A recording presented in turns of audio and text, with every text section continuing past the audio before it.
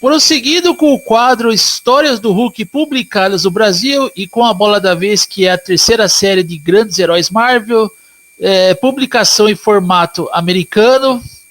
Antes de comentar as outras edições de Grandes Heróis Marvel, eu quero comentar com vocês aqui a pré-Panini. A pré-Panini Comics do Brasil, que se deu com a editora Mitos.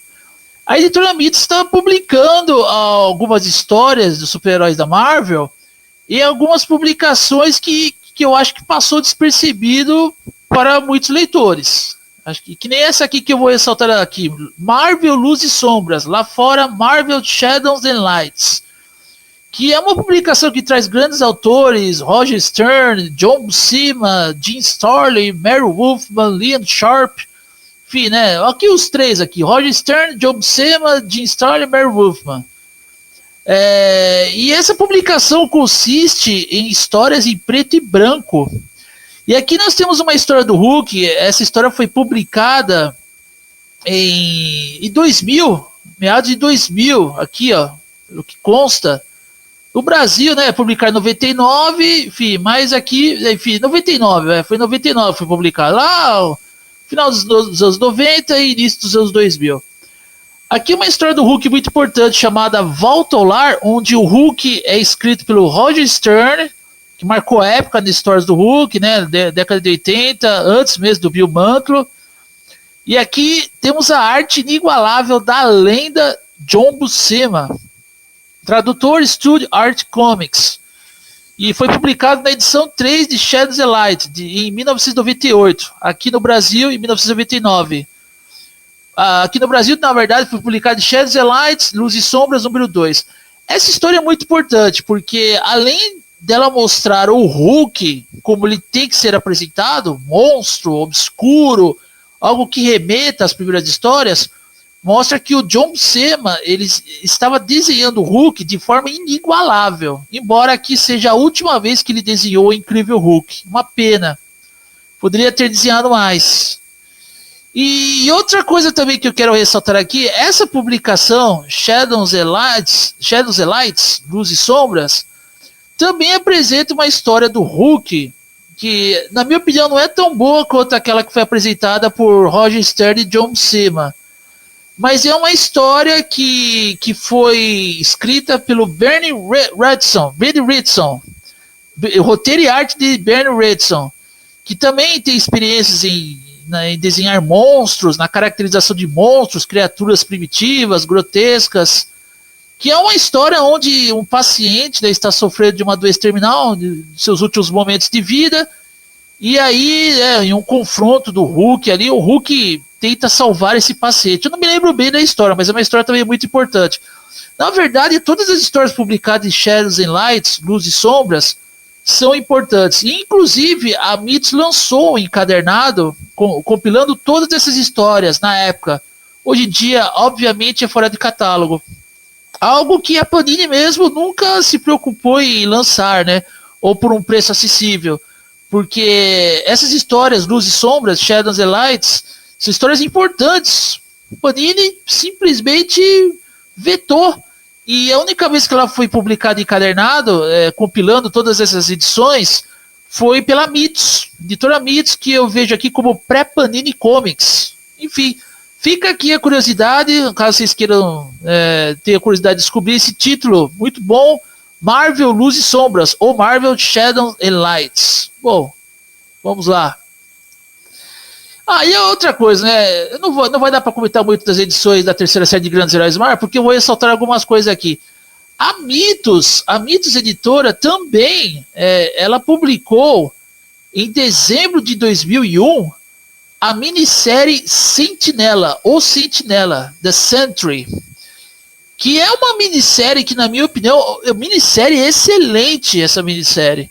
Ela foi encadernada naquela edição de graphic novels da Salvat, de capa vermelha, ou Sentinela, que é uma edição importante, embora aqui a Mitos ela cortou a minissérie relacionada com o Hulk, que está dentro desse universo do Sentinela, né, dentro da série do Sentinela.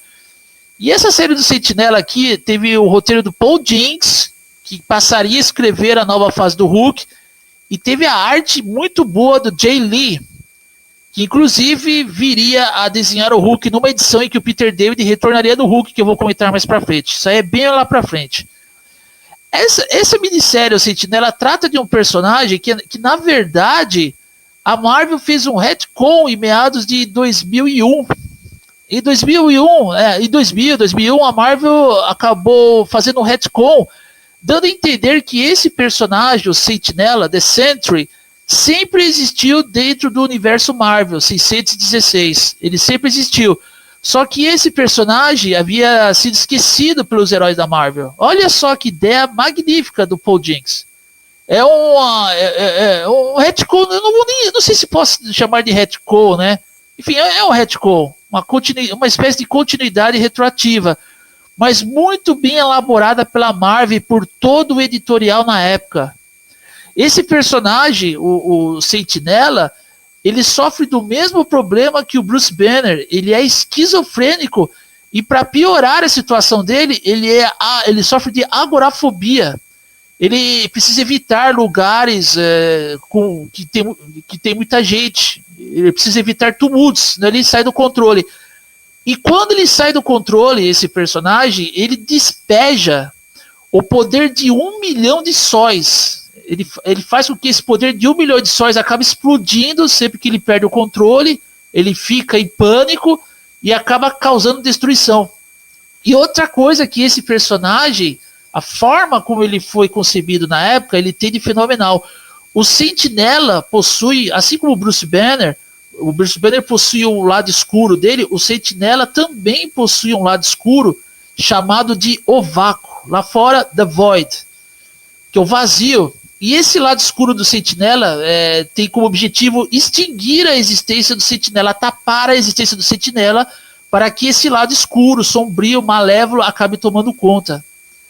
E o que torna o Sentinela um personagem voltado ao gênero do terror e até mesmo psicológico, o gênero do terror psicológico. Que o Paul Jenkins, ele elabora essa ideia, né? Ele cria a ideia e vai elaborando a narrativa de uma forma primordial.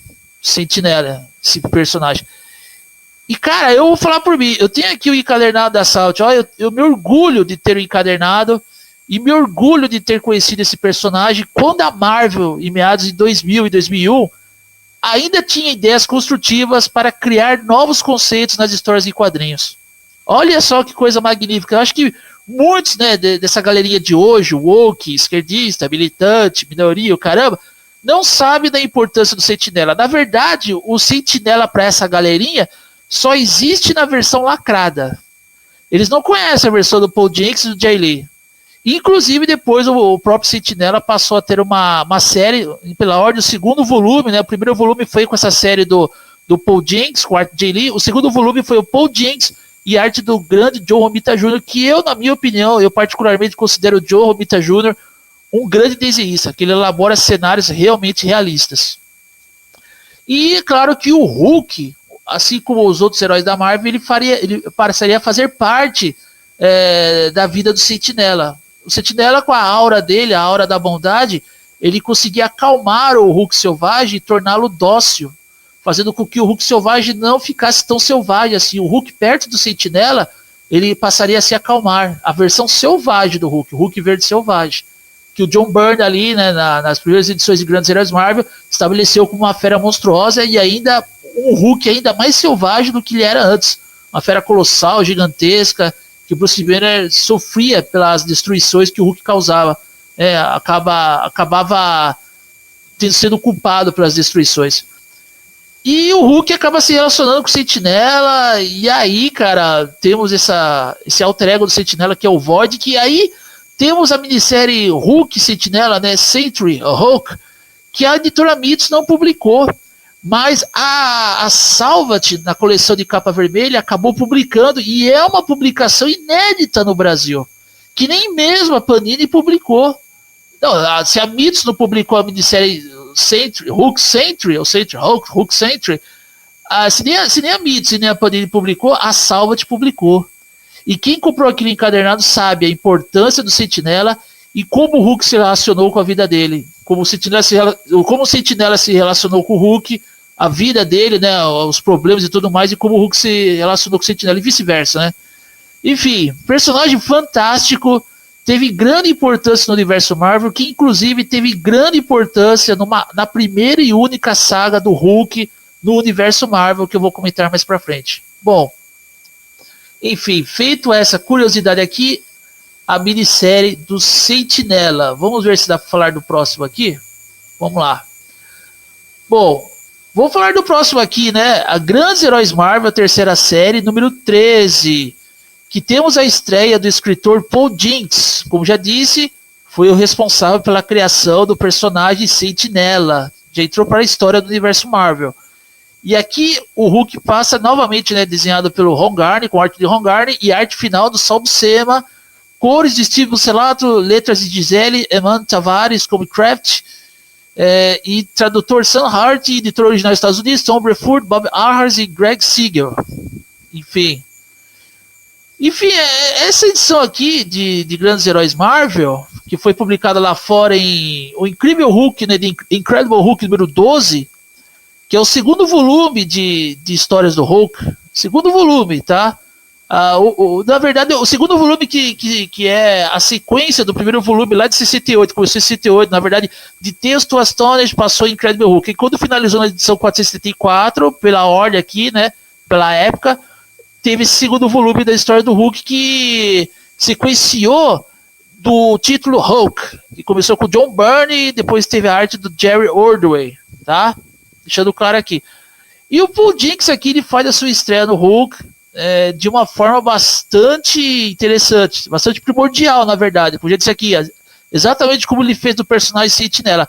Ele cria um conceito no Hulk, onde o Bruce Banner novamente aqui vai ter que lidar com seus traumas de infância, e ele cria uma abordagem psicológica bem interessante. O Bruce Banner está sendo vitimado de uma doença degenerativa chamada esclerose lateral amiotrófica, tá? Que é uma doença que paralisa o corpo todo da pessoa. E vitimou aquele físico famoso ali, que é a doença, enfim, é Stephen Hawking, né, o nome do físico, mas aqui é chamada de doença de Lou Gehrig, o mal de Lou Gehrig. Na verdade, na época ali, cara, acho que muita gente tá lembrado, né, tinha aquele banho de água fria para curar a esclerose lateral amiotrófica, contra essa doença, né? Teve aquele negócio de jogar balde de água fria e curar a pessoa. E aqui o Paul Jenkins, ele cria um conceito muito interessante. Ele trabalha as personalidades dominantes do Hulk, que é o Hulk Cinza, o Senhor Tiratema, o Professor Hulk, que pela primeira vez ele recebe a alcunha de professor, era Hulk mesclado, Hulk fundido, e aqui o Paul Jenkins, ele batiza essa persona criada pelo Peter David, que é a junção do Hulk Cinza, Hulk Verde Selvagem de Bruce Banner, de o Professor, tá? Professor Hulk. E aqui temos as três personas, Hulk Cinza, Hulk Selvagem e Professor Hulk. O Professor Hulk, ele não é capaz de se fortalecer no plano mental, tá? Bom, como o vídeo está tomando muito tempo aqui, eu vou ter que encerrar. Eu vou comentar mais sobre essa edição mais para frente, porque eu quero ressaltar alguns aspectos bem interessantes dessa edição. Mas é uma edição muito boa e é muito melhor do que aquela que o Peter David... Né, aquela não. É muito melhor do que todas as edições que o Peter David tentou trabalhar ali, o lado psicológico do Hulk. Aqui o Paul Jenkins, ele é muito mais sério, não tem piada, é muito mais coeso, muito mais pé no chão. E eu vou comentar sobre esse aspecto mais pra frente, que o vídeo já chegou ao fim. Mas fica aqui as curiosidades que eu ressaltei nesse vídeo. E eu espero que vocês aí que estão do outro lado procurem por esses materiais que valem muito a pena. Eu sou o Taper 60 e você está no canal Taper 60.